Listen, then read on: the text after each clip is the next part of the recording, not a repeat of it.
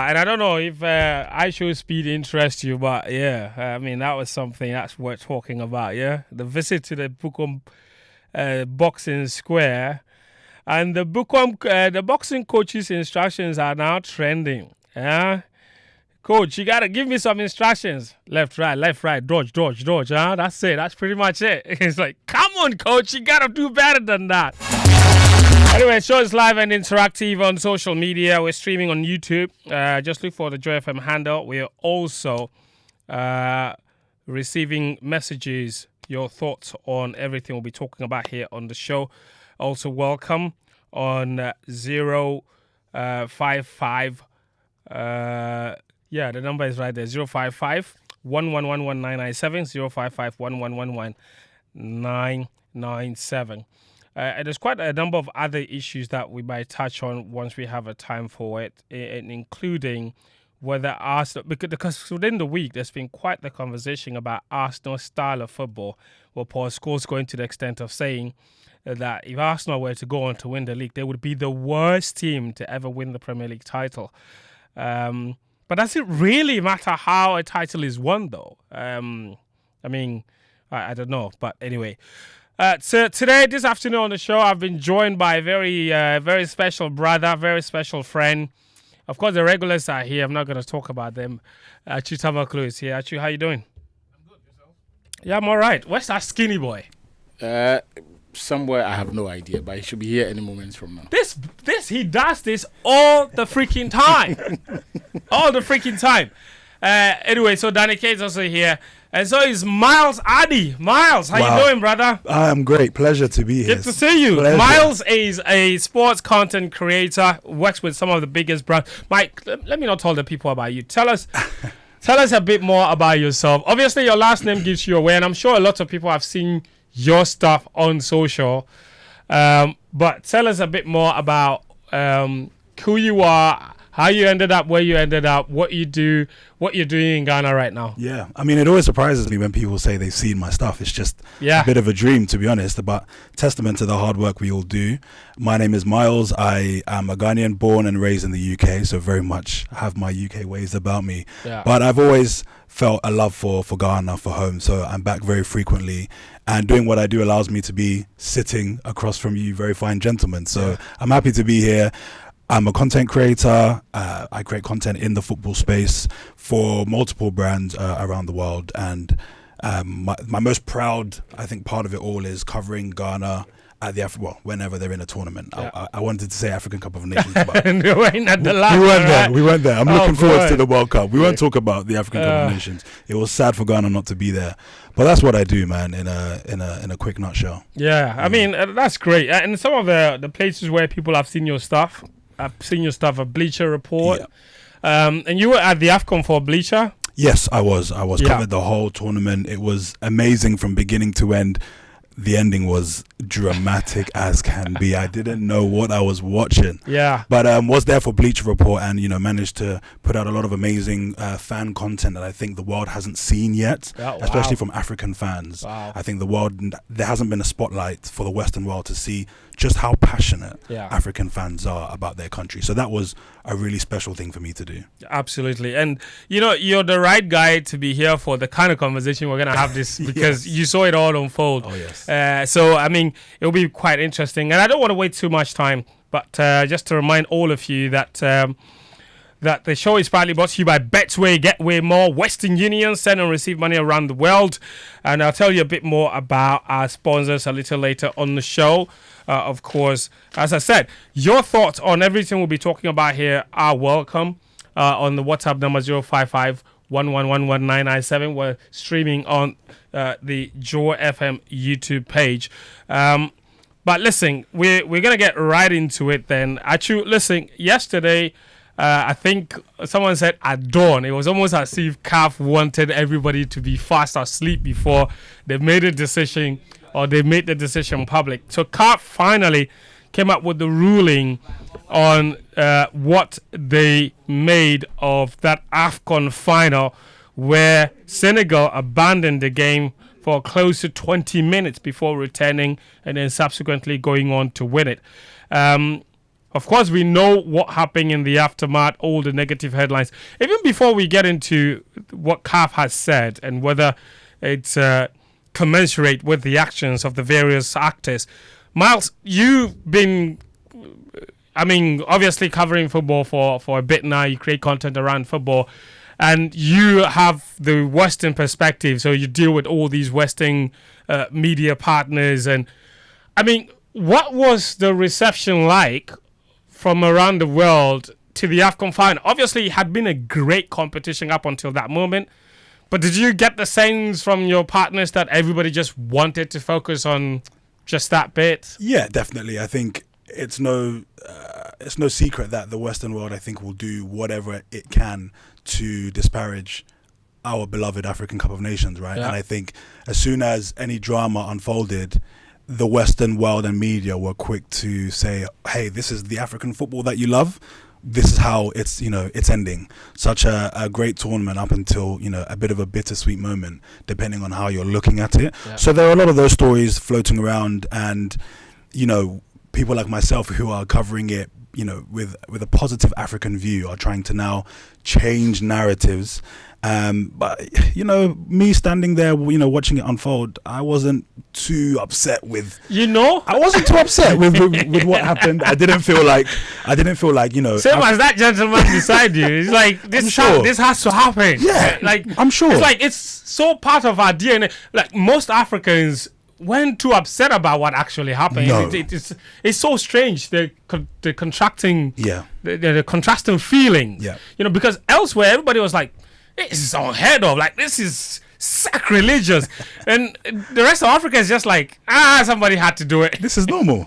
This is normal. I honestly didn't understand all the fuss that was made about it. I think if you are an African and you've been done wrong, then by all means we will shut everything down until it goes right. But then also, fair play to a lot of the African countries who felt they suffered at the hands of Morocco getting to the final. A lot of those countries also didn't do anything themselves. They didn't make much noise. It was Senegal who decided that from before the game, we're putting out this statement to say that we've been treated poorly in terms of our transport, in terms of our training, in terms of our hotel. So we're letting you guys know early that we feel something isn't right. And then when something that majority of people feel blatantly went against them, then they acted how I believe any team should have acted. I'm not condoning it, but I just say if I was on the pitch, I may have walked off as well, to be honest, with such an injustice. So obviously Senegal, they say what? The end justifies the means, right? So they would feel justified by what they did. But there are still regulations that they needed to follow, and their actions clearly violated every single one of those. And so CAF Disciplinary Committee had to spring into action.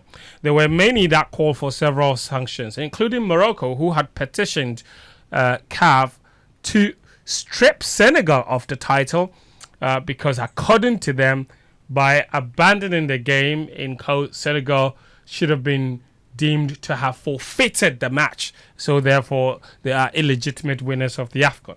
So CAF took all of that into consideration and then obviously came up with their sanctions. There's a 5-match ban, and there's 6 key stories from this that you must know. Number one is that the Senegal head coach, Pape Thiaw, has been handed a 5-match ban for CAF sanctioned games only. So it will not affect him at the World Cup or his ability to coach at the World Cup. He's also been fined $100,000. That's that for the Senegal coach. A 5-match ban and $100,000 dollar fine. The Senegal national team players, Ilman Ndiaye and Ismaila Sarr, they've also received 2 match bans for unsporting behavior towards the referee. We saw what Ismaila Sarr did. He was incessantly on the referee's face, so he dished out a yellow card for him. And then Ilman Ndiaye did the cash sign towards the referee, basically asking him how much were you paid for this. So he also gets a 2-match ban for that. No fine for those 2 players. But the Senegal Football Federation itself is also being fined a combined $615,000 for the behavior of 3 different entities. 1, $300,000 for improper conduct of their supporters. 300,000 for the improper conduct. And we saw what their supporters did. Like a lot of them were punching security officers. It was quite chaotic over there. So they get a $300,000 fine for that. They also get a $300,000 fine for the unsporting conduct of their players and technical staff. So basically leaving the pitch and insulting the referee, what have you, all of that. That's another $300,000. And then there's a $15,000 fine for misconduct of 5 of his players for receiving yellow cards. But basically, so they fined them $15,000 because 5 of their players got yellow cards. So that's how they got the $615,000 fine. So $300,000 for the fan behavior, $300,000 for the players leaving the pitch, and then $15,000 because they got 5 yellow cards in the final. Yeah, that's it. For Morocco, they have a $100,000 fine for the improper conduct of their national team players and technical staff for swarming the VAR area. That's what they did. And urging the referee to take the penalty. That's a $100,000 fine. They also get a $200,000 fine for the inappropriate behavior of the stadium ball boys. And this has me very confused. Are the ball boys not the responsibility of CAF, the organizers? I'm not sure. But they get a $200,000 fine for the behavior of the ball boys, basically wrestling players over towels. We know that story.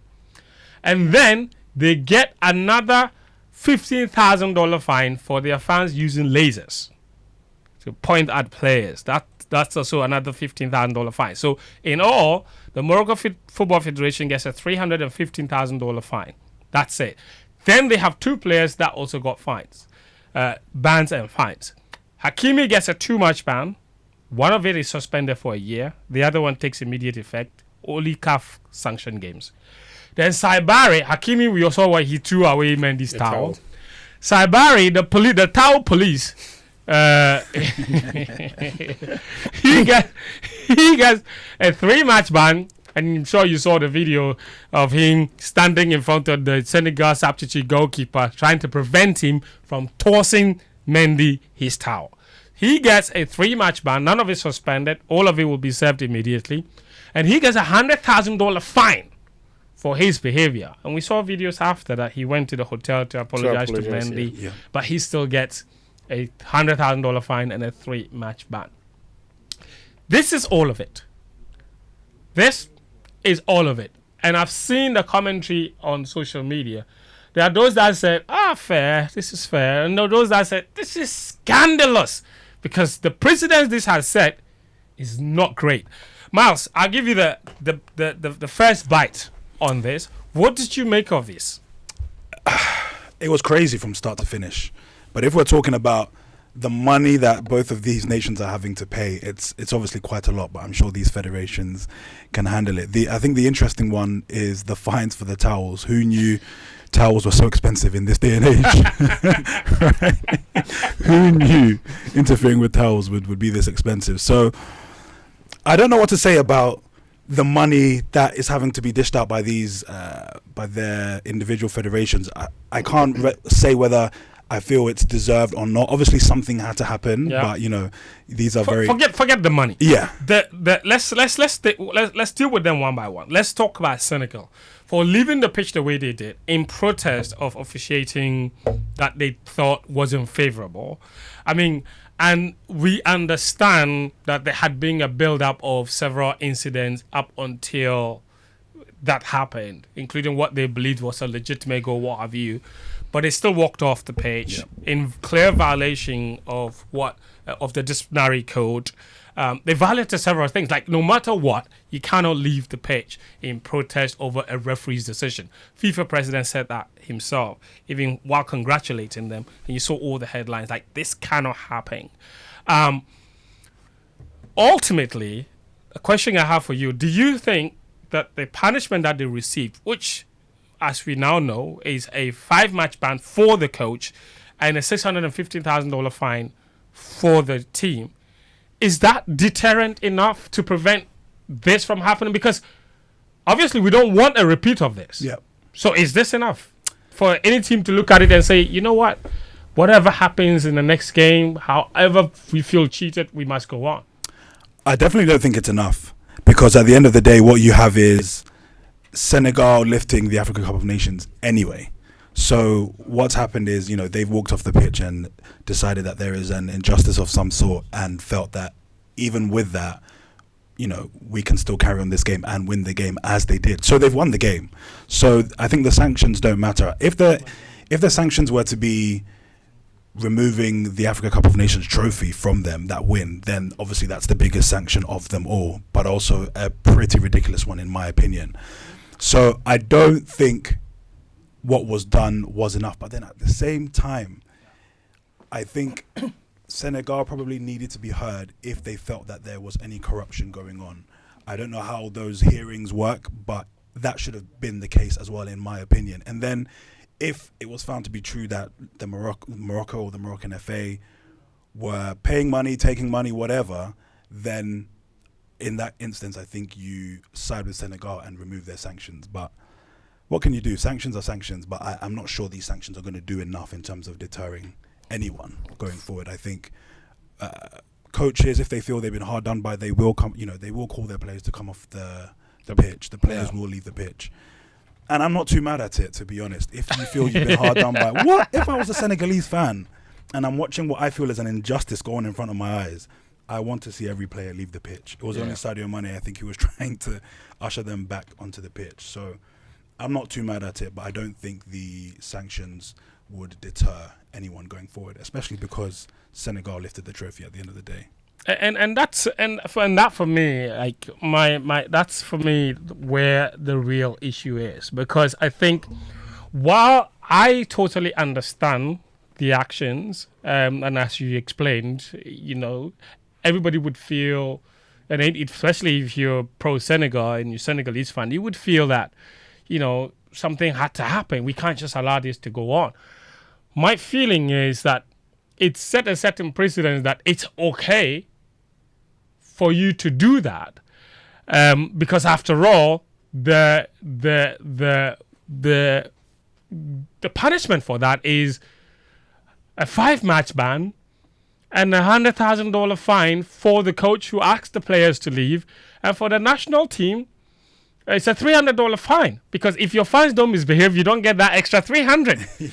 So it's $300,000 for the players leaving the pitch, and it's $100,000 for the coach, and a 5-match ban for the coach. Now, while I understand why they did it, I think the precedents for the kind of punishment they've received now, I think if CAF doesn't do anything about the regulations, and this is the standard going forward, it could cause a massive disruption. Actually, you don't think so? No. Why not? I think sometimes when these things happen, we tend to exaggerate what has happened and the probability of this. You're not going to see in your lifetime another national team walking off the pitch. Teams have been cheated. We were cheated by Gambia in 2005. Yeah? And the painful part of that thing was that it was a Ghanaian who was at the receiving end of it. It was Fredo Samdodu's Gambia, his under-17 projects. The goal that determined that the final of that tournament, right before the ball crossed the line, a Gambian fan threw himself into the net, distracted the goalkeeper. We were told to shut up and continue playing. The game ended. We lost that trophy. Nobody...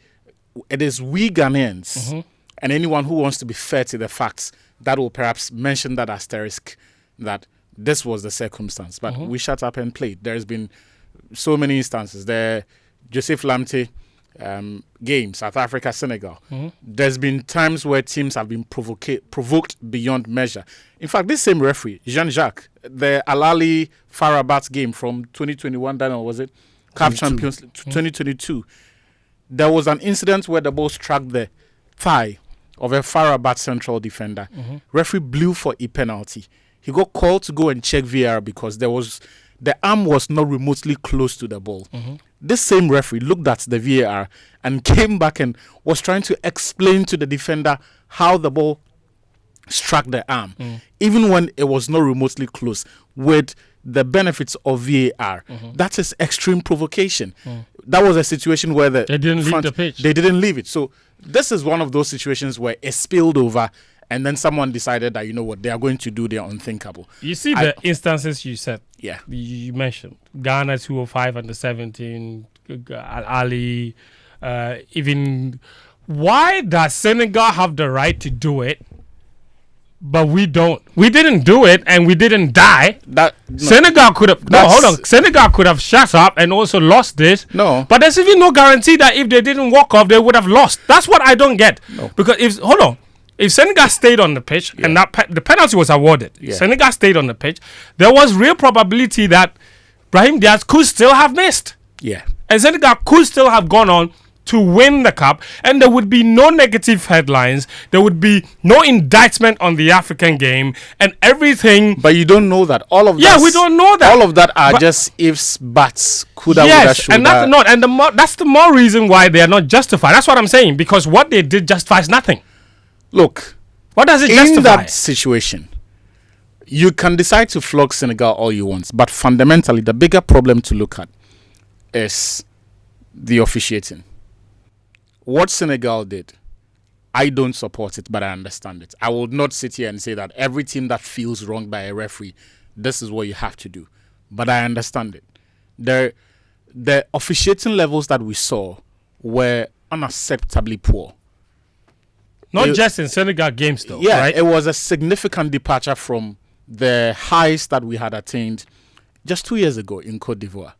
And so, if you are CAF, yes, there is a matter to be addressed. There is an issue to look at. But you have to investigate why this time around the VAR took longer than it usually did. Because one of the high points from Cote d'Ivoire 2023 was that, unlike the Premier League, unlike the Champions League, we're seeing VAR being used in record time. It didn't take forever for the referees to quickly interpret that situation and make the right call. We're also seeing often the right call being made. So there was speed, there was accuracy. This time, we didn't see a lot of that. There were blatant situations of red cards that were ignored. So CAF needs to have a look at that. And maybe what you say about looking at the regulations and introducing stricter punishments. But I don't think it is a crisis situation where we are staring in the face of possible repetitions of that similar acts. On the sanctions... go on. On the sanctions itself, I largely agree with it. Just a few points of departure, because, for example, the towel gates or the towel incidents, if it was reprehensible in the final, then it should be reprehensible when it happened in the semi-final. So you punish them for both and not just the incidents, because it presupposes that you are only punishing them because this time around Senegal did something, and because the towel incident got caught in the storm of the whole walk-off and the stampede in the stands thing, you feel compelled to punish it. But that is a behavior that I would not want to see at another AFCON or any game for that matter. So I thought, if you agree that it has to be punished. So basically what you're referring to is that we also the saw Nigeria goalkeeper's towel being taken. Repeatedly. By and all of ball boys. Yes, repeatedly and all of that. So if it was wrong in the final, it also has to be punished in the Saibari thing. Look, the crazy thing is that towel incidents are not captured in the regulation. I don't think anyone saw this coming at any point. It's misbehavior. Yeah, but it's it is how societies grow. Yeah. So going forward, and that's where your point about tightening the regulations comes in. You need to find a way to introduce new regulation that envelopes this kind of behavior.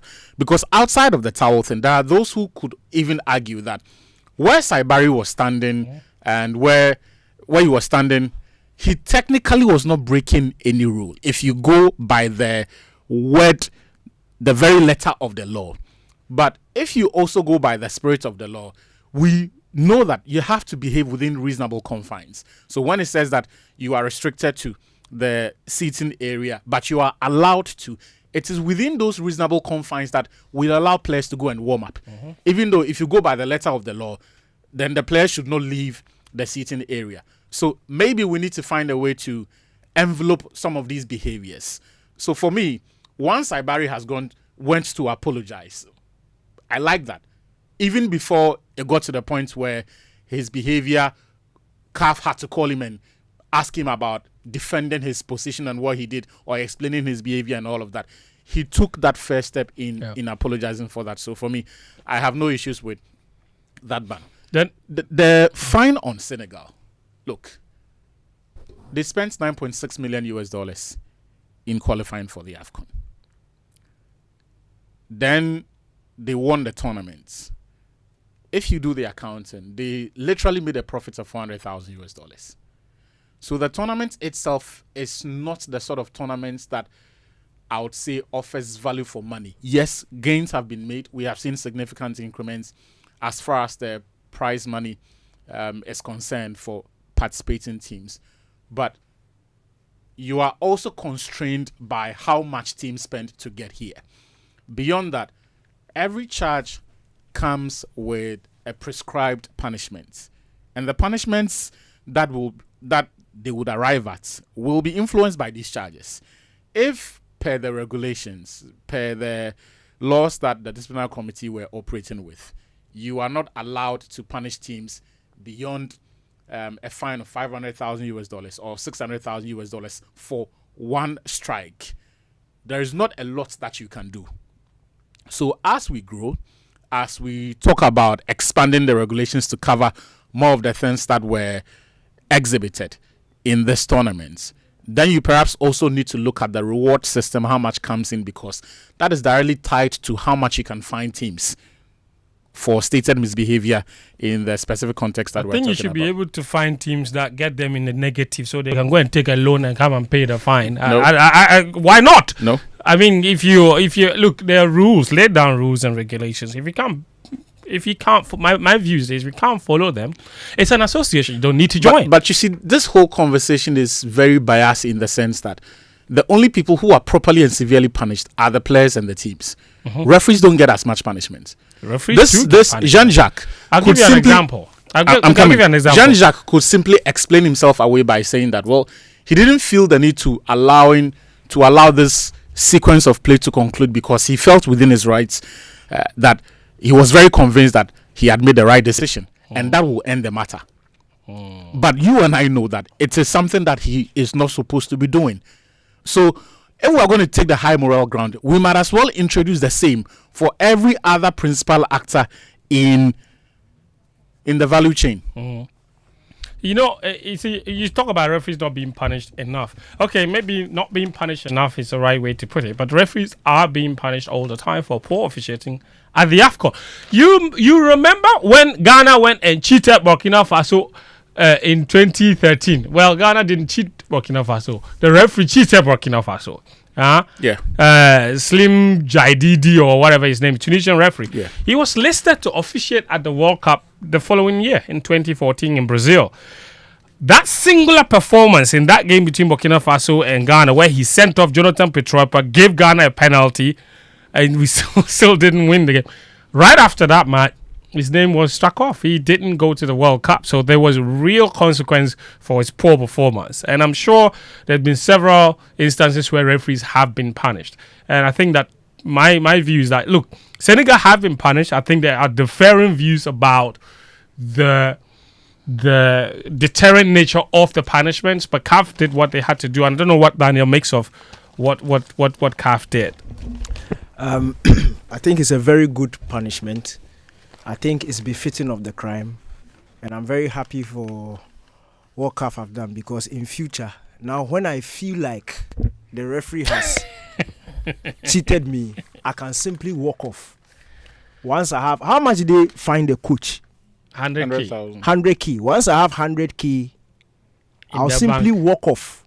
I'll just order my players to walk off the pitch, and then we'll time it and make sure that it doesn't exceed the time that will constitute for forfeiture. And you leave like two players on the pitch. Thank you. Then we come back just in time to disrupt the game. And then I'll just be given a simple 5-match ban and 100k. It's as simple as that. Do you notice that? They've been cheated. Because if they feel like. The Jean-Jacques went to defend his decision, and he's been cleared. And he's going to the World Cup. You mentioned the referee who cheated Burkina Faso. He didn't go to the World Cup. Nope, he didn't. Because you think FIFA didn't watch Jean-Jacques' performance? They did. They watched it, but they are taking him to the World Cup. The point is, you see, when there's contact, it is always subjective. The fact that you don't think it's a foul doesn't mean it's a foul. It's not a foul. You do. Who are you? Because you don't think it's a foul. They'll ask you a simple question. Did Hakimi and Sek, was there contact between them? Yes or no? It's a simple question. Was there contact? Yeah, there yes, was. There was contact. So now, the painful thing about football is the only one whose opinion matters is the referee. Yeah. So it's down to his discretion. And once he feels like that was enough contact, look, they can show him 10,000 replays. He will still stand by his decision. If he shouldn't have. Yes, maybe he shouldn't have. But once he went to VR, he was right there. Who told you that if he saw the replay, he would have changed his mind?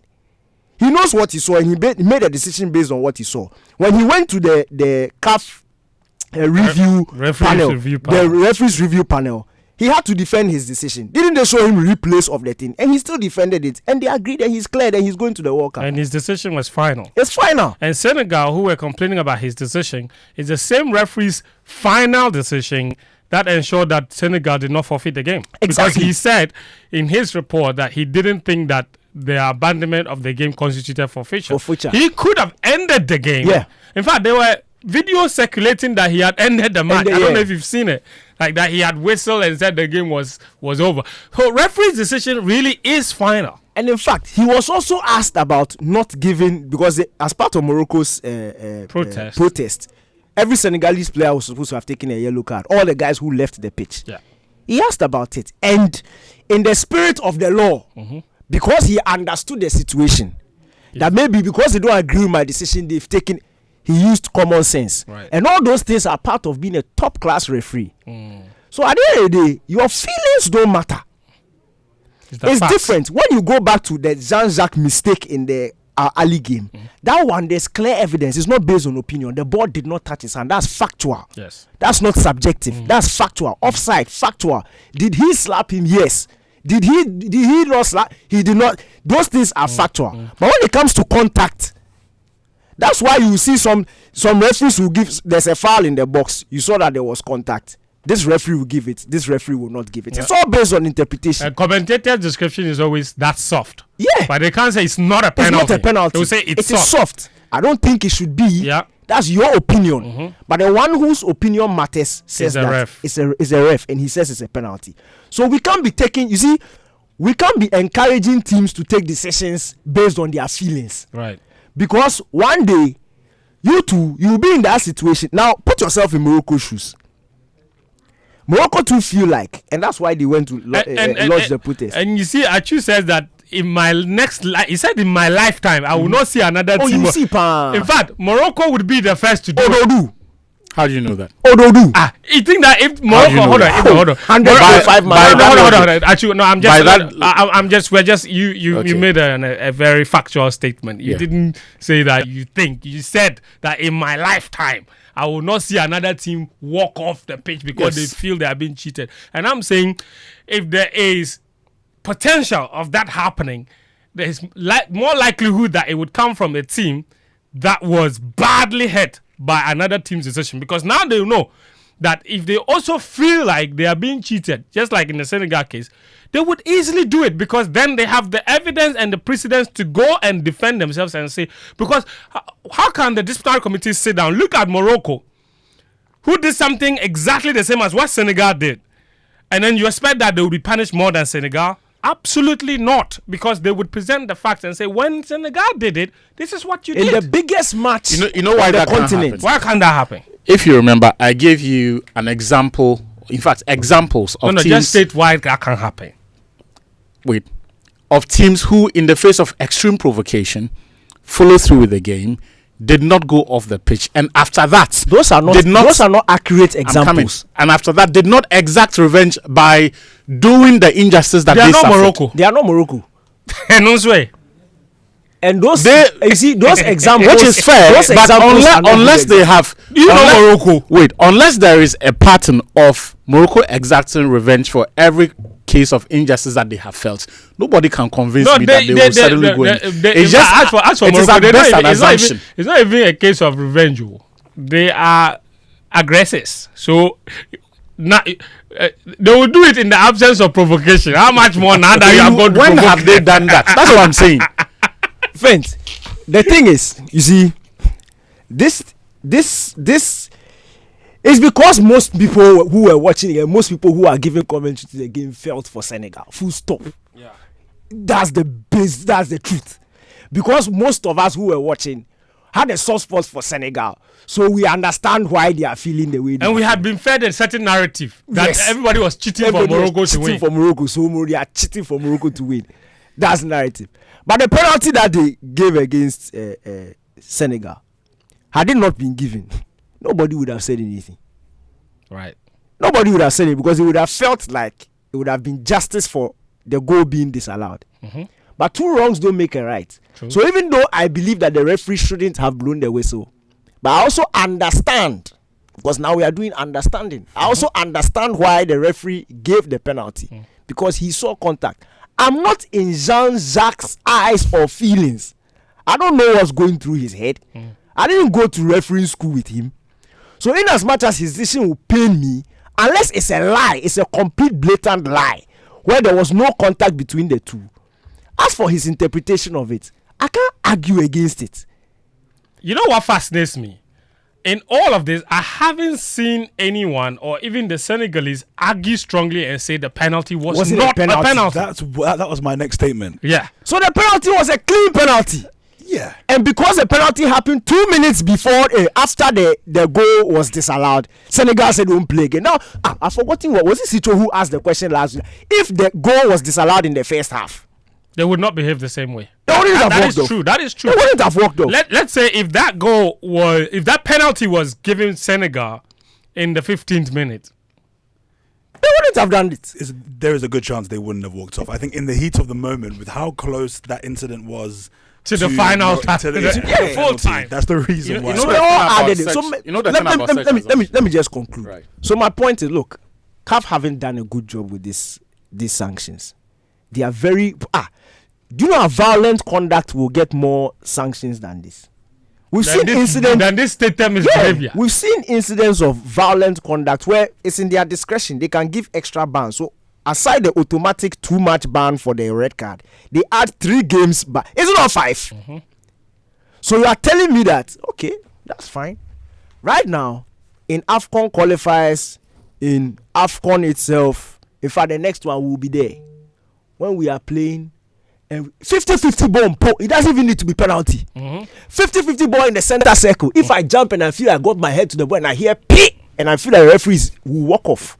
Especially if we also feel like we should have had a penalty earlier. Yes, and we will walk off. And see, I want teams, I'm encouraging teams to now use it as an opportunity to mess up momentum. When you see you are under pressure, and the team is coming at you, walk off for 14 minutes, 59 seconds, and come back before the 15th minute. Leave 2 players on the pitch, disrupt momentum, and then come back. By the time you come back, you would have got your balance. Then we play football until CAF realizes that this was a very bad decision. 5-match ban and 100k ban. What do you think would have been appropriate for Pape Thiaw?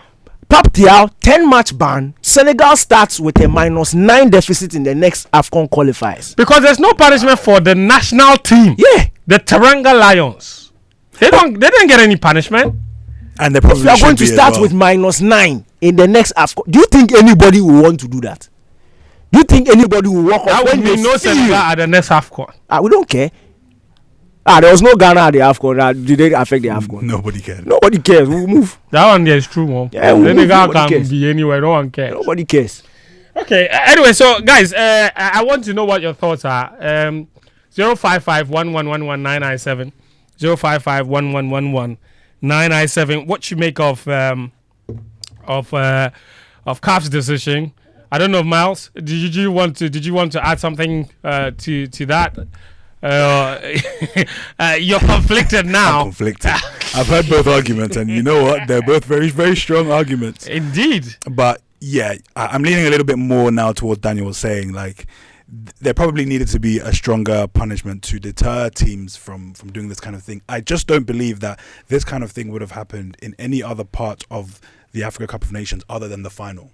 So I don't think, so for example, Nigeria felt that they were cheated somehow. I don't think, well, it obviously didn't happen then, but I don't think a team would walk off the pitch in a semi-final, in a quarter-final, whatever it may be. So this is obviously a very dramatic thing that's happened in the final, and probably because of that, you're almost trying to ruin the biggest game in African football. So probably, they already did. Well, they did.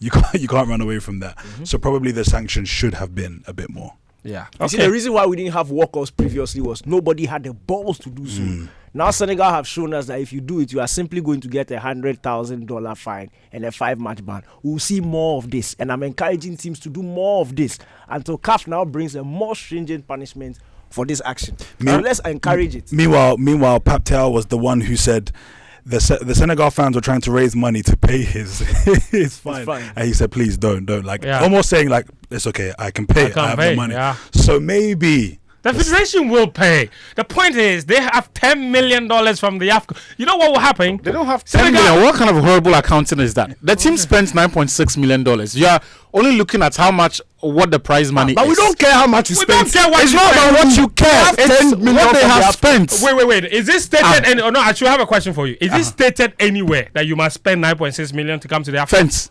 I'm talking about the accounting. I'm not talking about where it is stated. Maybe it's profligacy. Who said what you to spend 9.6? Again, that is an assumption that you're making. No, you are making it as if that we should account for that. Why should we account for 9.6 million? I'm saying that did we send you to spend 9.6 million? What are you saying? This is not a matter of opinion. Yeah, no, it's a matter of opinion. It's a matter of opinion. The opinion is that you don't need to spend 9.6 million to get there. You can't say that's not an opinion. That opinion. If you say that they have just made $10 million, which is fact, it's not fact.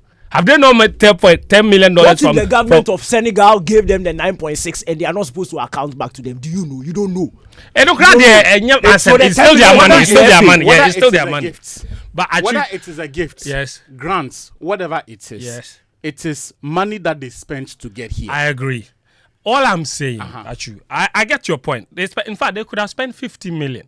All I'm saying is that I don't care about that. What I care is how much they made from the AFCON. Another team spent 1.5 million and went there. Another one spent 2 million and went there. Nobody asked Senegal to spend 9.6 million. Yeah. So I will not take that into consideration in determining how much money in actual sense they got from the AFCON. That's what matters to me. But hold on. What another team spent is purely subjective. You know why that but the AFCON prize money is objective. You know why that line of thought is wrong? There is a reason CAF itself pegs the punishments. That they are not done in. They don't just give a broad spectrum and say whatever figure that you want, you can slap it as a fine.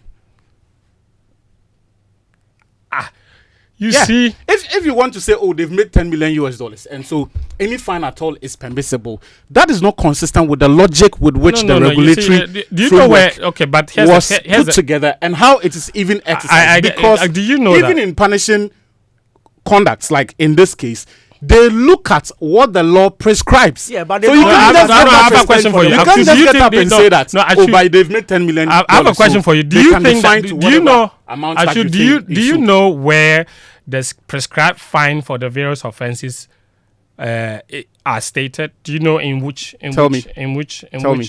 It's in the CAF disciplinary code. Yes. The CAF disciplinary code does not only apply to AFCON. CAF is CAF disciplinary code. If you walk off in an under-17 match or walk off in an AFCON final, the fine, the prescribed charge is the same. It's the same misconduct. It's like red card in an AFCON, red card in under-17. Prize money is not the same. What's the but point? Punishment is. The point is they don't factor in how much you spend. Yes, that's what I'm saying. And I'm saying that, you see, that cannot be the answer to what I'm saying. I'm saying that even the people who are punishing them, they peg the punishments. I'm saying that the pegging. I heard you. What you've done is so reprehensible. Then $5 million. Do you get the point I'm making? No, I get it. It is done within the confines of but I'm saying this very book that you have quoted. Yes, but I'm saying it is inconsequential and irrespective. No, it's the fact that you want to see them get punished more doesn't mean that they should start handing out sentences. That's not what. But that's what you are suggesting. No, I'm saying that you are not listening. That's your. I'm saying that the amount that they pegged the fines at did not take into account how much money you have spent. Fair enough, but I'm also saying that they are pegged.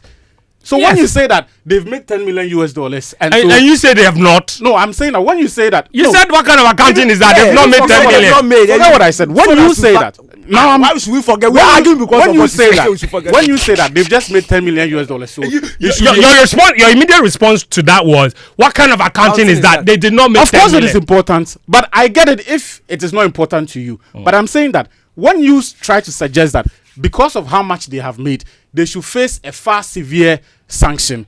I'm telling you that is not consistent with how these things are done. That's not. In fact, my point was they've made 10 million, so therefore paying a fine of 100,000. It was to Daniel's point about Pap Thiaw. You made a point about the fact that that's how we ended up there.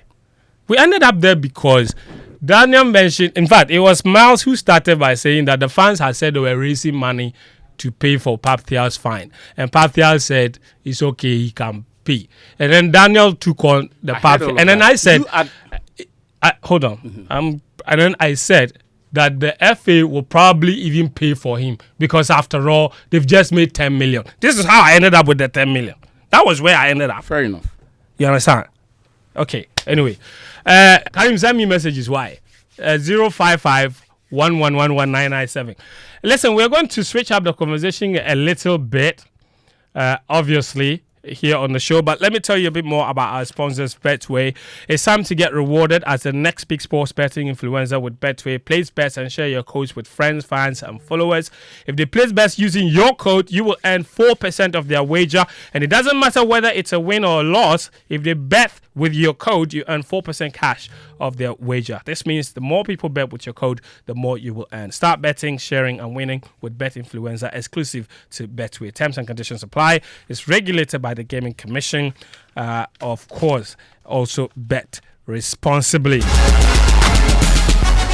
Let me also tell you about the management and alumni of KNUST. They're presenting a grand celebration to honor outstanding alumni and our ever supportive industry partners. The KNUST Captains of Industry Soiree and Appreciation Night comes off on Friday, January 30th, 2026. That's tonight at the prestigious Labadi Beach Hotel, Accra. The event shall also anchor the formal launch of the KNUST Alumni Endowment Fund. Come, let's celebrate our partnership in true tech style and donate generously to the Alumni Endowment Fund from Tech Junction to the world. Don't miss it. Friday, January 30th, 2026, 6 p.m. The Badi Beach Hotel, Accra. I'll arrive early for the networking cocktail. What about you? Reserve your seat by visiting knustalumni.com. Technocrats, we lead the way. Yan support.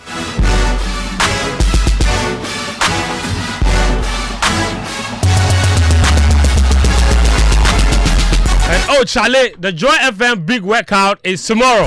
Danny K, tomorrow. Quick. Tomorrow. Quick. 6 a.m. Quick. At Chutamaklo. 6 a.m. We will gather at the Miles, how you coming? We'll gather at the University of Ghana. I heard 6 a.m. 6 a.m. What is wrong with 6 a.m.? It's a Friday, right? That's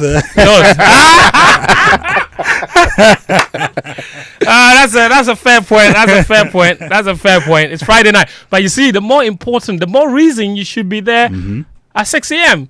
to work out and get rid of all the calories that will come in tonight. I strongly encourage everybody who heard about this earlier than I did today to please go at 6 a.m. So tomorrow morning, we're all gathering at the University of Ghana Stadium at 6 a.m.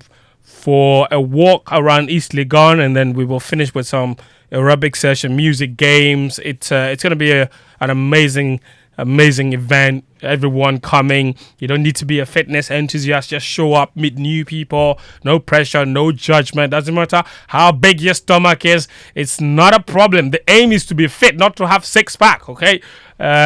So all kinds of fitness levels are welcome. If you have a stomach like I choose, you are welcome. Okay. You're welcome. If you have a stomach like Winston Amwa, you are welcome. If you are slim like Danny K, you are welcome. Danny K. If you are fit like Danny K. Somebody, who was it that brought you the slimming? medicine the last time? Was Anita? Who brought Anita? No, the company. Yes, but through who? That's Anita. Yes. You are bringing Miles, slim tea to somebody. last Friday This guy we're was doing. sitting here. Yeah. I was sitting here, and they brought me the slim tea. What kind of message are they trying to send to you? They brought him slimming tea. Daniel is the slimmest man I think I've ever met in my life. They want me to lose extra weight. Extra weight. Oh God! So come tomorrow. Let's share ourselves some. The Joy FM Big Workout 2026 is proudly sponsored by Ready Vitamin C. It boosts your immune system. New Crystal Hospital, growing together in good health. Akona Ginger, Afriwara, Ayuda, Ghana's #1 services up back with services we breathe. The Game Energy Drink, feel the energy, and use your Premier Fresh Water, refresh your life. You're listening to Game Plan on 99.7. Joy FM is also on Hits 103.9 FM. Capitano, bandiera, campioni d'Italia e campioni del mondo, uno scudetto, 2 Supercoppe, 2 Coppe Italia, scarpa d'oro e Golden Foot, è semplicemente uno di noi, 307 gol, 786 presenze, 567 da capitano. 10 Francesco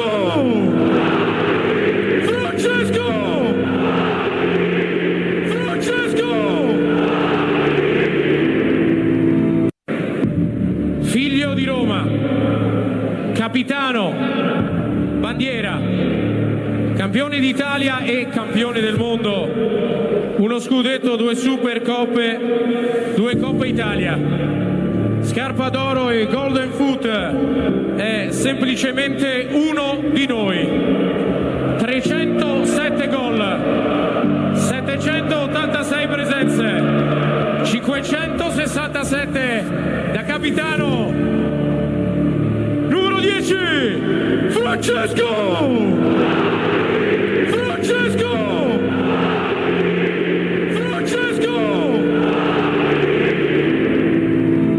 All right, this is Game Plan 99.7 Joy FM. I've got some of your messages here on the CAF decision, obviously. This one says, I think... okay, hold on. This is a message from Thompson Mauli in East Legon. It says, I think CAF did well, but the punishment to Senegal especially should have been a bit tougher. Okay. And this one says... Morocco are the first country to set the precedent of walking off the pitch in a match when their club Wydad Athletic walked off the field in the 2019 final of the CAF Champions League after the referee refused to review the VAR for a disallowed goal against Esperance of Tunisia. In that game, CAF did not exact any fine to Wydad except that Esperance were awarded the trophy. Moreover, the regulations, Senegal did not walk off the game, but rather... protested the referee's decision, which is allowed in the game. It's the excess of the action that has been punished as a misconduct. You can check Articles 64, 82, and 84 of the CAF AFCON regulations. Seydu, dear brother, coming through with that message as well. This one says, Nito Jotama says, thank God for another week. Oh, no, that's not the message. This is the message. Sanctions in order will bring more decency to the African Games. Well done, CAF. FIFA refereeing should improve. Africa arise. More messages welcome. 055-1111-997. I'll read a couple more later. But here's something that is of massive interest. At an acceptable level, let's say. And so that's what we did. As for Thomas, I think Thomas, we know at Arsenal, well, there's a world of difference. A world of difference. It's very difficult to play in today's football at this pace. So, well, I think it's been months and it's enough. Tough time for this player to show us what he was or what he's showing. So that's Marcelino, the Villarreal coach, speaking about Thomas Partey's performance in that Champions League midweek game. Obviously, Thomas only lasted the first 45 minutes, and then he was yanked in that 3-0 defeat to Bayer Leverkusen Villarreal obviously didn't qualify to the round of 16. Neither did they qualify to the playoffs of the round of 16. So Thomas has been having a really tough time since going to Villarreal. And, he's either not starting games, or when he started, he's not played well, or he's been injured as well, or he's been on the bench and never come on. So it's been very, very difficult for him since he joined Villarreal. I think at the beginning it was going well, and then things just fell apart. I believe after the international break of October. Since then, he's only played 90 minutes for them since October. So it's not gone according to plan for Thomas. Miles, I mean, you live in London, so obviously you would have interacted a lot with several Arsenal fans who probably weren't pleased with the fact that Arteta or Arsenal let him go.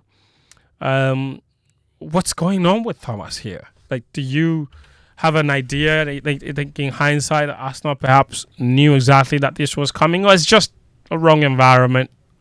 Yeah, possibly Arteta understanding that he, is making that push for a Premier League title, and thought that maybe Thomas was one of the players who could move on. Not the fact that, Thomas is feeling the pace of the game or anything like that, as, he's been quite a standout, or was quite a standout player for Arsenal, even when he wasn't expected to be. So I think, Thomas moving on wasn't an issue really. I think it was just, look, we're making a push for the title. We feel that we could probably get a younger model of you or something like that in the midfield, as they've made many signings since. I'm just really surprised by the Villarreal manager just calling Thomas Partey out. Right, like this. That doesn't happen often. Being our talisman as he is, I think he probably hasn't realised the ripple effect this will have for Ghanaians specifically. No one else will care in Europe, whatever. But in terms of a nation who didn't make it to the Africa Cup of Nations, who are sorely upset about that, now planning and looking ahead towards the World Cup, your manager is now coming out and saying this about you. I just think is the craziest part of it all, and I just don't understand why he felt the need to pick on Thomas. I'm sure the question was asked to him about why he brought Thomas off as early as he did. I just don't see how it even helps his team to, go forward with their league campaign as they're now out of the Champions League. I'm just completely shocked by the whole thing, and I just don't understand who is supposed to benefit from those comments. I mean, that basically just amounts to throwing a player under the bus. So managers don't do that often. Actually, what should he do now? I mean, clearly, look, this has the potential to damage a relationship between manager and player. Partey has two problems. One of them is named Pape Gueye, the kid who scored the AFCON final winner.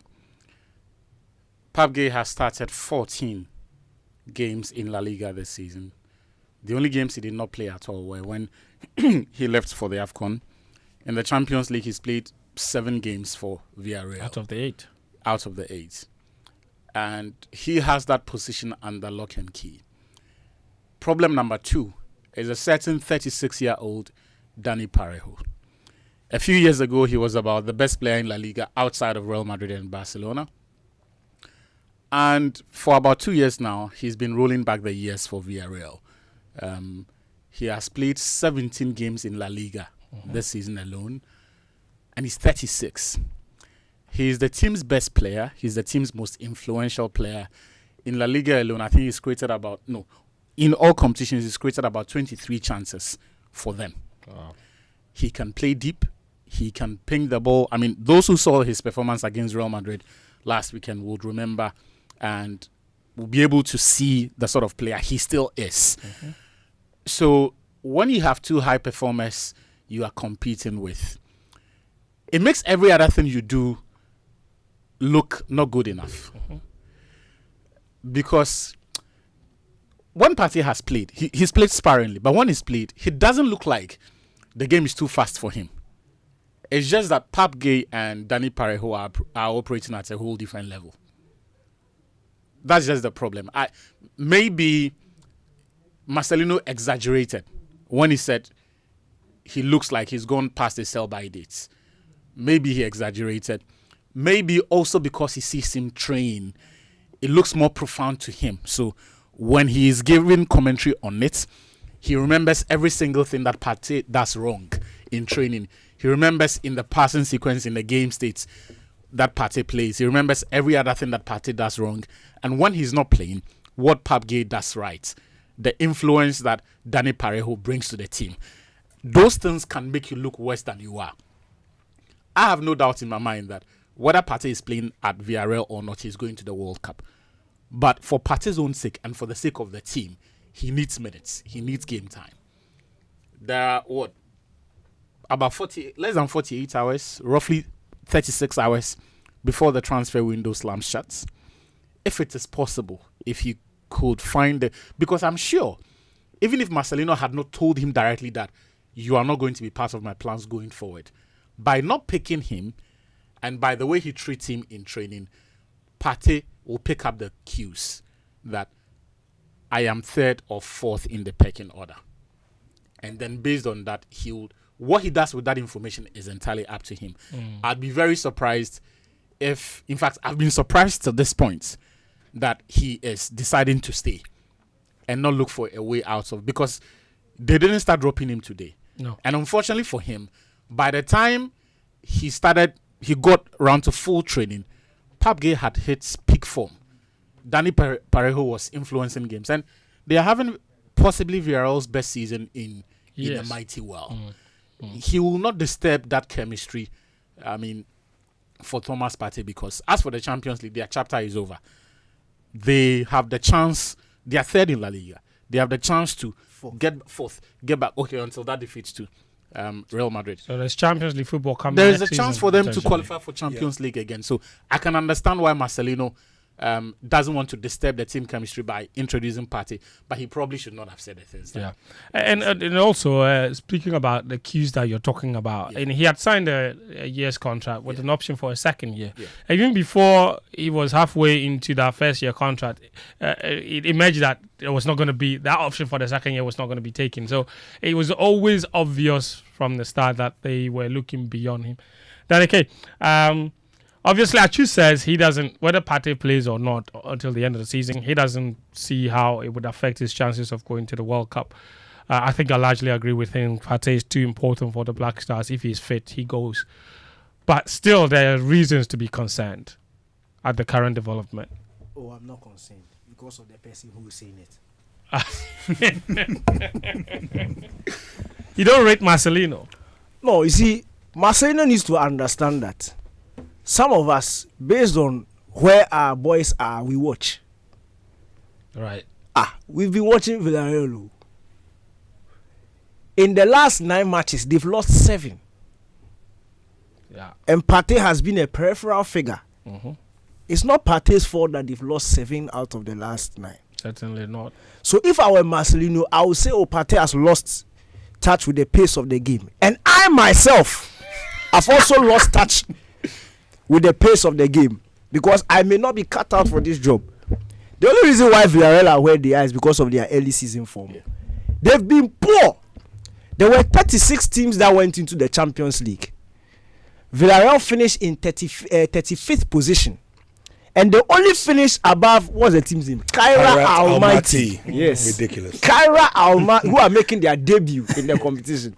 Kaira Almaty. Because fortunately for Villarreal, Kaira Almighty shipped in more goals than they did.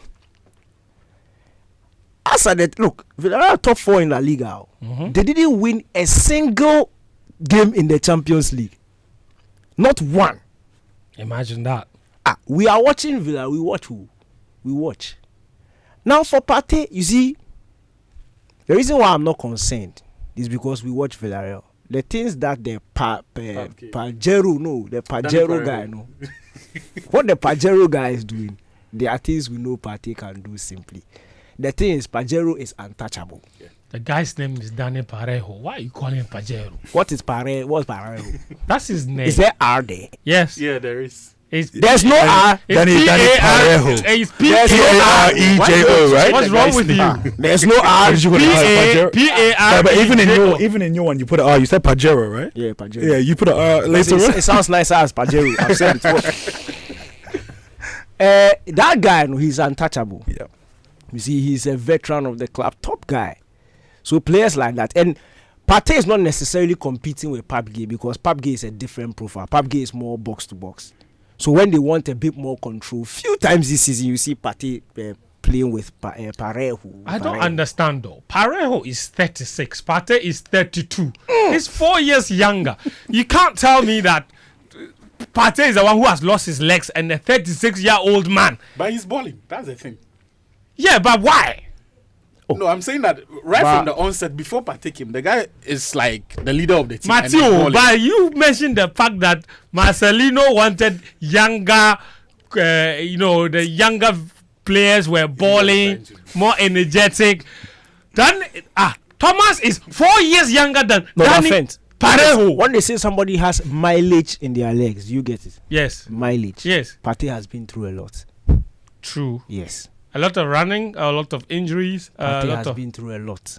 So what Partey has gone through from his calves, in fact, ankles to calves to thighs over the past 10, 15 years. Parejo, We don't know that. Parejo, we don't know that. I said Parejo, since he was, I know him, Parejo, grass pitches, his whole life, grass pitches. That's what you mean. Partey has been playing on stones and rocks and glass. Okay. So you understand. The knees. Yeah, there's a reason why our players, if you look at Africa, there's a reason why our players don't play till latter years. Unless you are El Capitano. Who is El Capitano? Oh, Captain General. Captain General, where did he go? He left Ghana earlier, went to grass pitches. So it has helped him. If Captain General played a chunk of his life here, back by now. So I'm saying that it's understandable. I'm not concerned at all. And you see, all the times Partey has come this year, that Partey has come to Ghana, he has done the job. It is Marcelino and Ouassa. Marcelino, he's the problem. He's the problem. And that journalist who went to ask the question, that one, we have to look for that journalist who went to ask Marcelino a question. Because since when did you start questioning why Partey was taken off? What do you mean? Why was Partey? He should have asked why Pape Gueye didn't start the game. That's the question you should ask. Why Pape Gueye didn't start it? Not why was Partey taken off. Pape Gueye came on very late on in the game. He's one of your best players. Like, I guess maybe he had given up long before. I mean, there was nothing to play for. Nothing at all. There was nothing to play for. So against Leverkusen. Okay, so you, Danny K, you think that Partey should stay? Oh, stay at Villarreal. No, after World Cup, we are going to Saudi. Not after. Nah, there's still a chance. 6 months. No. You see, we need him. As for the playing, he'll play 45, 35. We just need him to be fit ahead of the World Cup. We don't need. Look. So that, are you telling me that you as a Ghanaian, you want Partey to play 90 minutes at Villarreal? No, we don't want that. So you are saying that this is actually good for Ghana? Oh, it's very good for Ghana. Why have you not seen him this year? Very fit. Ready. Wow. Okay. Guys, I want to hear from you on the Thomas Partey situation. But speaking of the Champions League, we know the top 8 teams, obviously, that have qualified automatically to the Champions League round of 16, and the ones that will have to go to the playoffs. So if you hear the name of your team, show by hands, okay? If your team is in the list, it means your team is a top football club. Go on and mention your list. What is this? Arsenal Football Club, top team. Bayern Munich, top team. Liverpool, top. Tottenham, top. Barcelona, top. Chelsea, top. World champions. Sporting. Manchester City, that's the top 8. The rest of them have to go through the playoffs, including the record winners Real Madrid, last year's finalists Inter, last year's winners PSG. Then there's Newcastle, Juventus, Atletico Madrid, Atalanta, Leverkusen, Dortmund, Olympiacos, Club Brugge, Galatasaray, Monaco, Karabakh, Bodo Glimt, and Jose Mourinho's Benfica. Listen, guys, there are 5 teams from England, Miles, 5 teams from your country that have made it to the Champions League round of 16 automatically. How much are you willing to bet that one of them can go all the way to the final? Even though I support a club that failed to make either competition, either the Champions League or the Which is Europa what? League, Which club do you support? which is my beloved. They failed to. decided not to. Decided. My beloved Manchester United. Don't let Daniel put words in your mouth. He failed. They didn't. Why are you also putting words in Yeah. No, he said failed. And Daniel said decided. And I agree with his. What's your issue? He agrees with me. I even said it wrong. I mispronounced that word. Anyway. Okay. You know what? In the Champions League, regardless of whether my team are there or not, I always look for another English team to get as far as possible. Okay. There are a couple of teams in there that I would prefer not to win the Champions League, but I always enjoy when the English teams go far. I think it helps with the seeding in the Premier League in terms of having an extra space to make the Champions League. I think this year we're allowed 5 spaces, I believe. So we'll see how it goes. This time though, I think there's a very high chance that an English team can win the Champions League and very much so get to the final. We may even see 2 English teams in the final. You never know. I think that's just testament to the strength of not necessarily how the Premier League has been this season, but how English teams are performing in the Champions League. So looking forward to seeing what happens. But, there are other European teams in there. Like, I'm not looking anywhere past Barcelona. I think for me, they are just head and shoulders above, and I think they'll win the whole thing.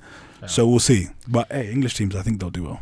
Okay, we'll talk about Arsenal briefly because why is Sito? Why is Sito? He's why? Why? Because Djokovic is winning. Who is Sinner?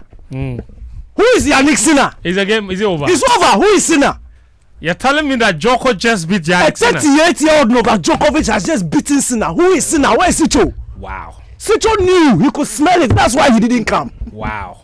Djokovic has beaten Sinner. Wow. In 5 sets. A 38-year-old man. No, that's actually ridiculously has beaten Yannick Sinner in 5 sets. Wow. Who is Sinner?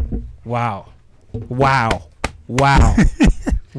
And doing that in a week like this one, wow, feels special. In a week where a journalist told him that he was chasing Yannick Sinner, Charlie, you are not serious. And Alcaraz.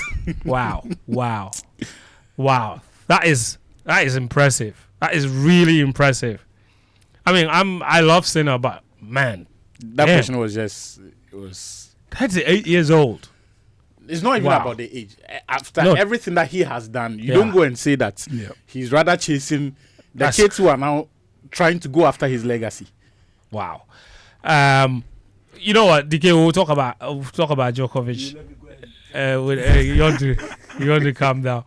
Anyway, the pairings for the run system playoffs were done this morning. Yeah. Real Madrid will take on Benfica again. Once more. Yeah. Wow. Once more. In a 2-legged knockout game. That's next month. Paris Saint-Germain have been drawn against, wait for it, Monaco. Okay. It's a French derby. That should be exciting as well. Yeah, that'll be big. Unfortunately, Salisu has an ACL, so he will not be playing for Monaco. There's also Newcastle against Karabakh. Okay. Juventus got Galatasaray, so Osimhen will be coming to England. Yes. Would be coming to Italy, going back to Italy, sorry. Atletico Madrid, Diego Simeone, he has got Club Brugge. Okay. As well. So those are the some of the pairings. And I think, let me see, there's another one here. There's 2 more here. There is Atalanta up against Borussia Dortmund as well. Sure. And there's Bayer Leverkusen up against Olympiacos. Very interesting pairings. But Miles, Inter Bodo Glimt. And then Inter Bodo Glimt. Okay. It's right there. That's a big one. Bodo Glimt. Bodo Glimt. This is courses. It's just like last season. PSG drew another French team in the playoffs. Brest. Yeah. They did. The one who 10-0. Yeah. Jose rolled back the years. Miles, did you catch that? Oh yes. Oh, it was fantastic. Yeah. Everything about that was great. Jose, I mean, if Manchester United weren't now winning games against the top 1 and top 2 in the Premier League, I'd say we need to look at Jose and bring him home. But he's currently doing his thing with Benfica, and that game against Real Madrid, it was special. Yeah. So special. By match day 4, they had 0 points. Benfica. Yes. Wow. Match day 4, they had 0 points. And then they went on a run that included some big victories, and when Jose was asked at the time if it was still possible for them to qualify, He said yes, absolutely. And Jose just seems like the kind of manager that likes to be the villain against his old club, Real Madrid. Because that victory denied Real Madrid automatic qualification. Now they have to do it all over again. And Jose, in knockout football, you don't want to be... And Real Madrid aren't great at the moment as well. So there's some massive issues there. There's this story that I really want us to talk about as well. Since I mentioned Atalanta and Borussia Dortmund. Danike, Kamaldeen Sulemana, the reports that he could be making a move in the next 48 hours. As you mentioned, we only have very few hours left till the closure of the transfer window. He's not had a great start to life at Atalanta. I think he did have a good start, maybe like the first 4 matches, and then things just sort of dried out. And since Lukman came in, he's found playing time hard to come by.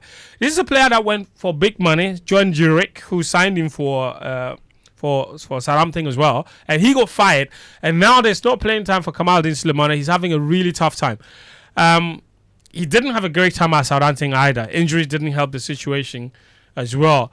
And it just seems like he's having a career of what ifs, because after just he went in September. 4 or 5 months. There are rumors that he's already on his way out, at least on loan.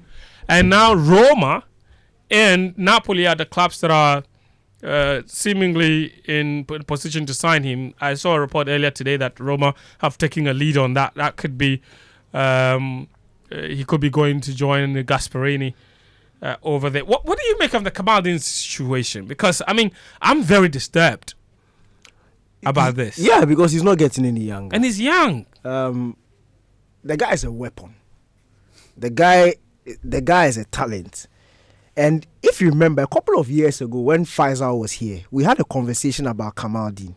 At that time, he was linked to Southampton. And Faisal and I were in agreement that he shouldn't go. He had a good thing going at Rennes. He hadn't been there for too long. He needed stability. And then he rushed to Southampton, didn't work out. He's gone to Atalanta, didn't work out. And now another team is looking for him. Look, he's not made the best of moves. And sometimes the moves don't really make sense. The Atalanta move, yes, because Juric is the one who brought him in. But, you see, it's not really advisable to make moves because of coaches. Coaches who are not guaranteed to be there for a long time. For example, when Klopp was at Liverpool and he calls you, know that this guy, even if something bad happens in the next season, he's not going to get sacked, so you can go because of him. But Juric no wasa. We know everybody sharp. Oh, but I said it when he was going to Atalanta. See, Google his name right now. Go to Transfer Market and go and Google his name. Look at his record. That guy, he's not good. Juric, he's not a good coach. But we saw him at Southampton. Or have you forgotten?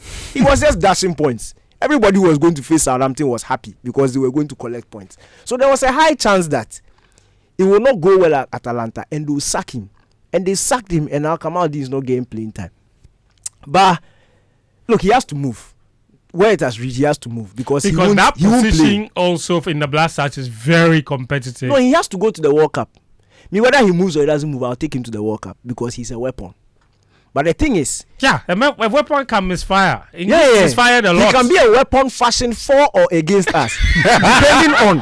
But he's a weapon. But I hope that he'll be a weapon for us.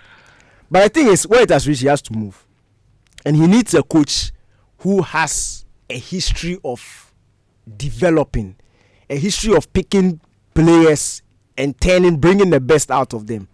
And Roma, who have gas, is probably the guy that he should go to. So he should choose Gasperini over Conte.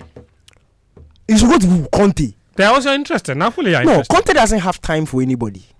Now is he going to be there? Conte, yeah, and Conte will probably leave at the end of the season. Conte doesn't have time for anybody. Conte picks you. If it's not working, he throws you away. You need somebody who has time, who is going to sit with you, develop you. And Gasperini's record with players. Look at Atalanta. Picked Ademola Lookman. He was just like Kamaldeen. He went there. Now when he's walking, his shoulders, he can't even. He's a star boy because the headband. Thank you. So many players. Elisic, Skama, plenty, countless number of players. So I think he should go to Roma, and I think there's an option to buy. It's a loan and an option to. That's what Atalanta are offering. Loan and option to buy. If he goes, look, the guy is in terms of talent, he has everything. He's quick, he can dribble, he's direct, and his profile of player is rare in modern day football. Look at the wingers we have now. 2 touches forward, if it doesn't work, sideways pass, Saka dems. But he's very direct. He's like Doku. A few months ago, people were likening Kamaldeen to Doku. Pep took him to preseason. We took him for lunch 3 times. I was there. I know what I'm talking about. The food is working. 3 times. Spoke to him. He came to Ghana, went to Kumasi, went back, and then all of a sudden, Doku is now untouchable. Players like that, they just need time. Like a manager who has time for them, because it's easy to unlock. And if the day Kamaldeen is unlocked, you watch. I said, you see, this is the problem though, because we've been waiting for him to be unlocked for a mighty long time, and it's no, but he's not been making the right moves. He just needs to make the right move. And for you, there's just one right move left in this situation. Oh, if Gasperini touches him and doesn't, I'll miss if I wash my hands off him. Miles? There's also only one right move that he has to get right, because the World Cup is around the corner. You have to solidify your place in this team, which won't be an easy thing to do. So would I advise him to move? I'm not so sure. He himself will know whether, he's making the best move for his career, but he better make sure he gets it right, because there's a massive tournament coming and you can't wait another 4 years to now try and get yourself in this team when the moment is here, the moment is now. We've already missed out on an AFCON that you all should have been playing in, now the World Cup. So I really hope the move he makes is the best move, because it will be the best move for us all as Ghanaians, you know what I mean? So this move has to work. The manager has to be the right manager for him, and I pray he makes the right decision. Achu? Kamaldeen, of his generation, he is possibly the most blessed in terms of opportunities. Because he's 23 now, but it feels as if he's been around forever. For the past 6 years, he's been playing in the major leagues in Europe. Spent 3 years in France. Before that, he did 2 years in Denmark with Nordsjælland. So he's played in the French Ligue 1 for 3 years. Then he did a year in the Premier League. Then 2 in the Championship. Then now 6 months in Italy. So as far as exposure in the big leagues are concerned, he has been there. He has had those opportunities. In terms of the Black Stars, Kamaldeen is into his 6th year as a Black Star player. So he's no longer young. He's young in age, but in terms of exposure and experience, he has enough so that by now, we should be seeing that experience reflect in significant improvement in the key aspects of his game. Unfortunately, Kamaldeen has played under different coaches, both at club level and national team, and nowhere has he been able to put together a consistent run of form for, say, 18 months where he's producing. And that, for me, is worrying. At least, for those who don't watch him at his club, pay attention to the Kamaldeen that you see in the Black Stars. Of the players who can complain about lack of service and inability to settle into the team or teammates not playing for you, he's not one of them. Rather, he has frustrated us. The Mali game, a lot of people remember, is an example. He has worked under, I think, about 7 Black Stars coaches also. CK Akuno, Otuado, and Otuado 2.0, Chris Hughton. No, it started with Milo. Yeah. Right. No, he made his debut in 2020. No, he made his debut. Milo gave him his debut. The Cape Coast game. Right. Ghana, Zimbabwe. So not CK. So he was explosive that day. Yeah, he balled out. Different coaches. It is the same thing with Kamaldeen Sulemana. He looks like a gun with an empty chamber. So yeah, when you see him and you look at his skill sets, Charlie, the guy is explosive. But the end products, no. That is, look, Kamaldeen's saving grace as we speak is the fact that he is still very young. And so he will have opportunities. And the hope is that one of these days he makes the right move and he finds a manager who is able to squeeze water out of stone. Because, Charlie, if I watch Kamaldeen Sulemana now, nobody can convince me that there has been a significant improvement in his game from the player that we first saw in Cape Coast. The problem still remains end product and decision making. It has taken him 5 years. At some point, someone needs to have a conversation with him that maybe you have not been lucky with coaches and the changes or the instability and all of that. But look at your peers. In Abdul Fattah Isaku's first few years in Europe, he was changing coaches every other 6 months. In fact, even at club level, his final year in Ghana, 6 months at Steadfast, 6 months at Dreams FC, different coaches. In the national teams, different coach at under 17, different coach at under 20, played in the same year. Then in the Black Stars, different coaches from Milo, who gave him his debut at that AFCON, through to Otuado as we speak now. But you are beginning to see, and that's a player who has had 2 serious knee injuries, 1 ACL. We are beginning to see consistency from him. And so I don't know what is going to change. It could be a new manager. It could be a mentality. I haven't seen enough to say that he has an attitude issue, so it will be unfair to get into that realm. But something has to give, because as young as he is, these opportunities he's getting may not be around forever. Mm-hmm. And I hope that whatever happens now, the resolution results in him getting game time and taking those opportunities when they come. Interesting. All right. So all the best to Kamaldeen Sulemana. Now we'll see what decision he makes. But crucially, it's an important decision ahead of the World Cup, obviously, this summer, where Ghana gets to play against England. Miles, what was the reaction from the English fans like after the draw? I'm sure there's so much familiarity between the two countries, no? Sorry. Repeat. Sorry. Yeah, I was talking about the World Cup draw. The draw. England and Ghana. Yeah. It's gone crazy. What? Yeah. I was watching the draw and presenting a show live, and I was very happy for it to happen, and I've been asked since who I'll be supporting, but for me it's Ghana all the way. Like, England is cool, but like it's not even a question. This is not at all. This is not a question. I'm even surprised and a little bit annoyed that people ask me where my loyalties lie. Me, like what is wrong with you? It's terrible. I don't know why you're asking me these questions. As if England isn't cold right now. Can you imagine? Can you imagine?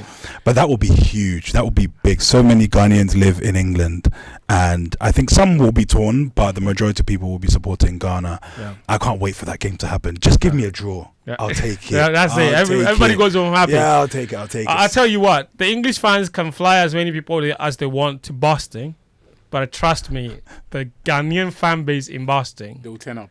They will be there. Ghanaians already there, or Ghanaians flying? Ghanaians already there. There's a big community. Huge Ghanaian. Oh, you see, I didn't know community. This. Yeah. Oh, fantastic. Yeah. Oh, we're going to be there in numbers. Oh my God, it's going to be huge. It's going to be huge, especially not just in the city of Boston alone, like in the whole state of Massachusetts. Yeah. There's a huge Ghanaian fan base. Wow. There's a place called Worcester, and that place basically is like Kumasi Annex. It's huge. You know, Alex and Kwa there. They will bring the fans. Yeah. They will be there at the stadium. They will be there. The only thing we need is to make the ticket affordable, so we can all buy. If the English are buying 50,000, we also buy 50,000. Yeah. Bank for bank. It's a lot easier for the English to get there and be there as it will be for us, and they're going to be there. You know, the English will be. They support. They're always there. Their country. You know. Yeah, they'll be there. But I'm saying that even if we don't go from here, we won't lack support over there. No. Oh yeah, we won't lack support. We even have journalists there. Who can report if we don't go. One of them sent you the text. Listen, I'm gonna take some calls. Then I'll ask Miles about his favorite team. Should we give Carrick the job on a permanent basis? 030 221 6541 030 221 6541 and 055 1111997. You can call us now and contribute to the conversation. 030 221 6541 and then 055 1111997. From the AFCON conversation all the way to the Thomas Partey, Kamaldeen, the Champions League conversation.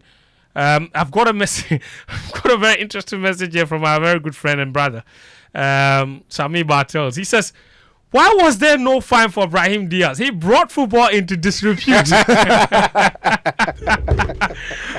a good one. Yeah. How many people said he missed? They said he missed on purpose, right?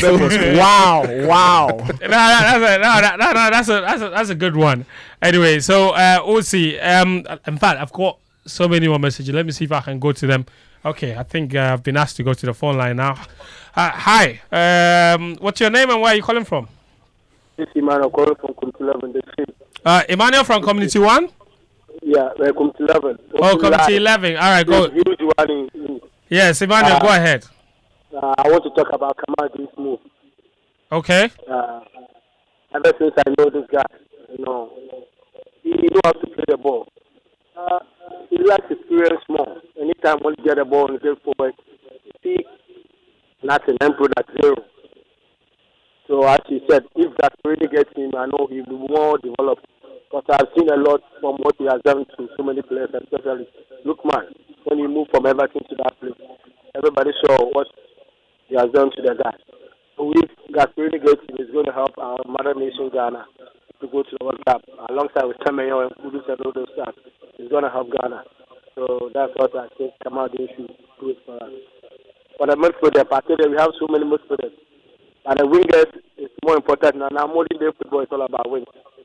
So we have so many midfielders, but we don't have so many wingers. Yes, of course.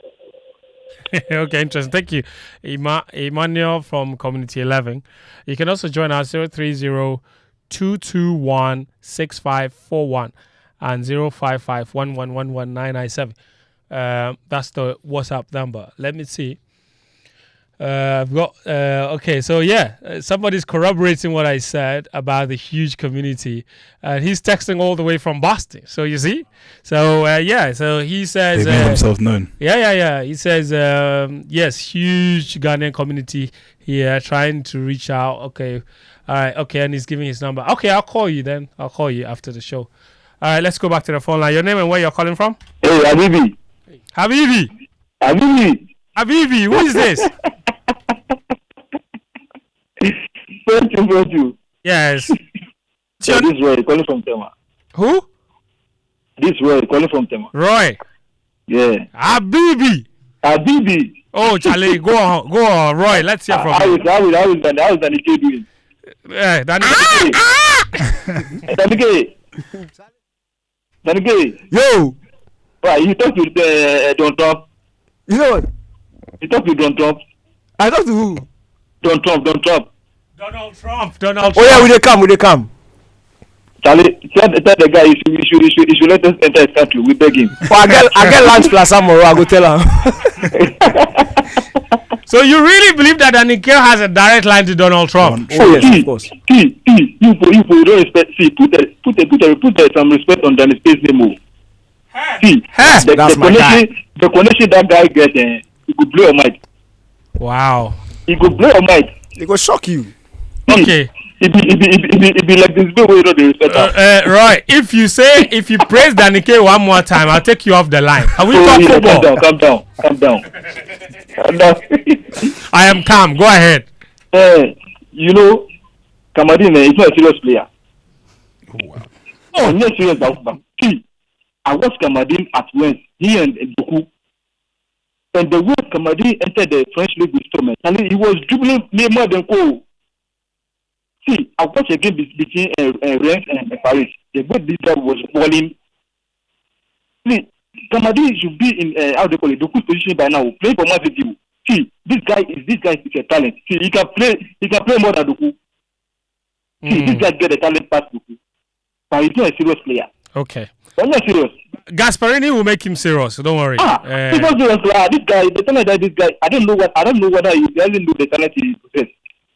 He doesn't know. Habibi Roy. Yeah. Okay, Habibi. We thank you very much. Thank you, Roy. If I try. Thank you very much, Roy. Roy, with his contribution. Ni Onoyarifa says, why? Is Kamal doing a padlock? He needs to find a way to unlock himself. That's what he's trying to do with this move, right? Yeah. Exactly. Anyway, I think we have time for one more call, I believe. 03 02 216 541 and 055 111 Listen, there's Premier League action this weekend. Ghana Premier League action as well, and it's going quite well for Mediama Sporting Club. Actually, isn't it? They Tanko is working wonders. Yeah, he is. It's rare to see a Ghanaian team this consistent. They are unbeaten in 17 Premier League games. Wow. The last time they lost a game was in, I think, September, the final week of September. And they have got an 8 points lead at the top of the league. So, wow. Yeah, they should see that out. Okay. So that's that. Let me go through the fixtures for the rest of the games in the Ghana Premier League this weekend. Very important for you to know. Go to a stadium near you to catch some of the... Mediama's game is today, at Yeah. Abrankes in Nations FC. Mm-hmm. Yeah. That one. one. Kotoko are playing tomorrow. Yeah, that one is today. Then there's Saturday. There are 2 games on Saturday. Heart of Lions against Kotoko.